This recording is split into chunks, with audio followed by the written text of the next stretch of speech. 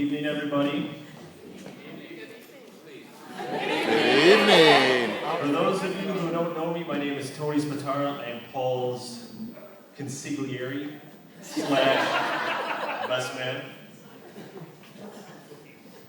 Before I begin, I'd just like to say to Paul and Tracy, thank you very much for this incredible honor to be here today as your best man. I love you guys.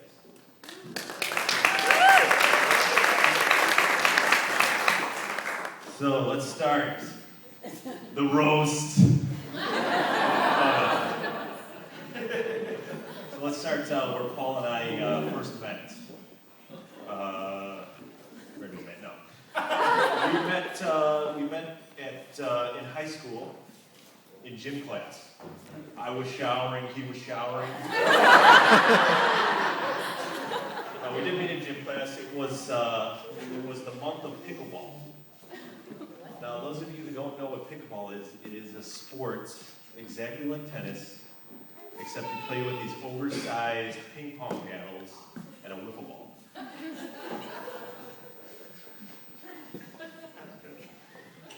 So every day we will play King of the Court. And of course, with Paul's godly tennis skills, I would try to beat him every single day. Every day.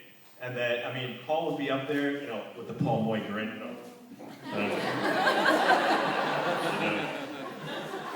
He was just standing there, like, eating a sandwich. He's like... And I'd be like, diving everywhere. And he's just like, yeah, what's up?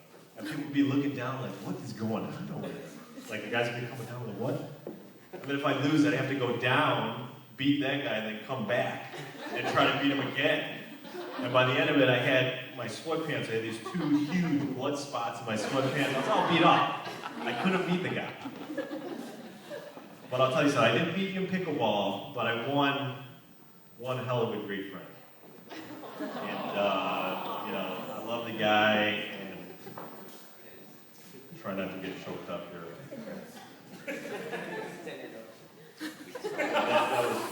That was on the fly.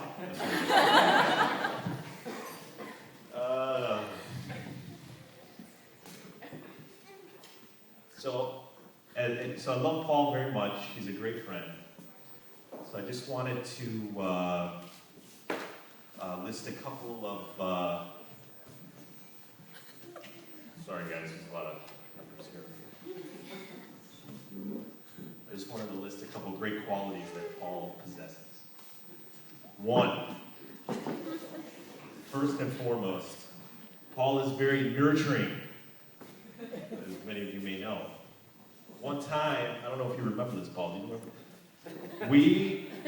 Paul accidentally sprayed me in the face with pepper spray. And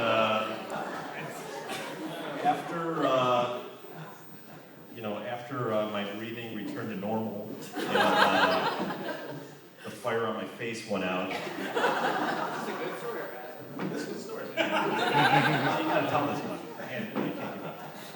So Paul comes behind me, he puts his hand on my shoulder, he's like, with that smile, that Paul Moy smile, that grin. He's like, sorry, big guy, my bad. So Tracy's nurturing. I wanted to make sure I was okay. And then Paul is very considerate. Very considerate.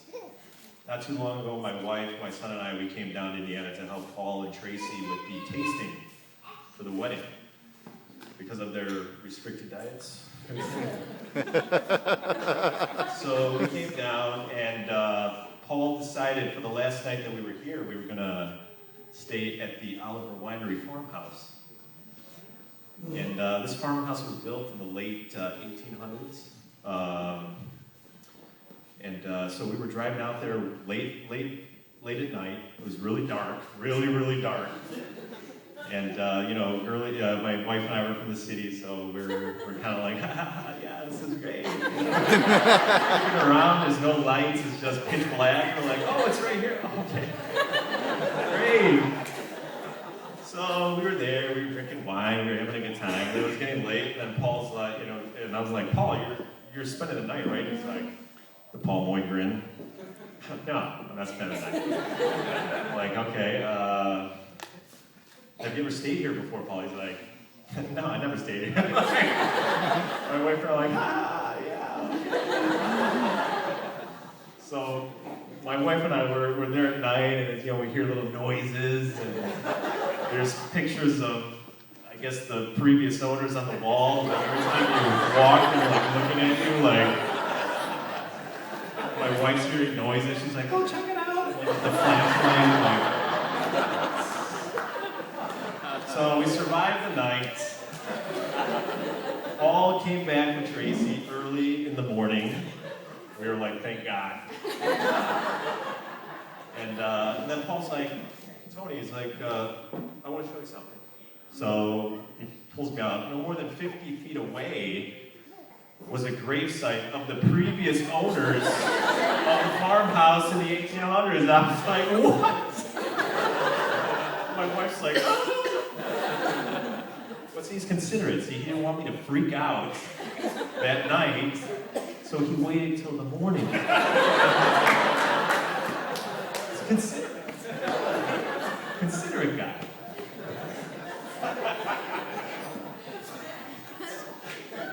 Okay, last, Paul is the type of guy who's always there. Always there for you. Paul was there for me in high school, kicking my butt in pickleball.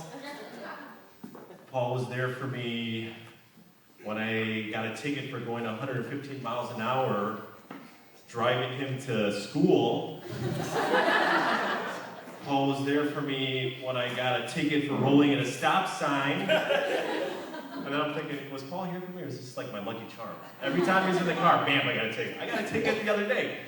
No, driver from your house. I did get a ticket, it was a warning, we'll go into that. He was there for me when I got married as my best man. He was there for me when my son got baptized.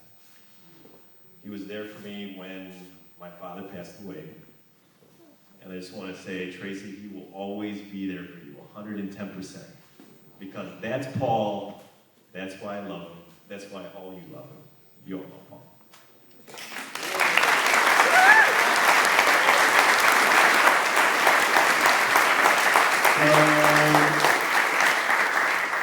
I would like to raise a glass to Paul and Tracy.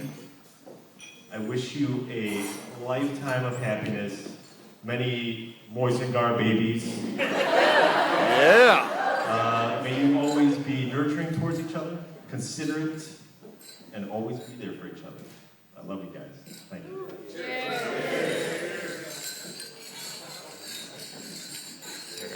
Give me some love, Father.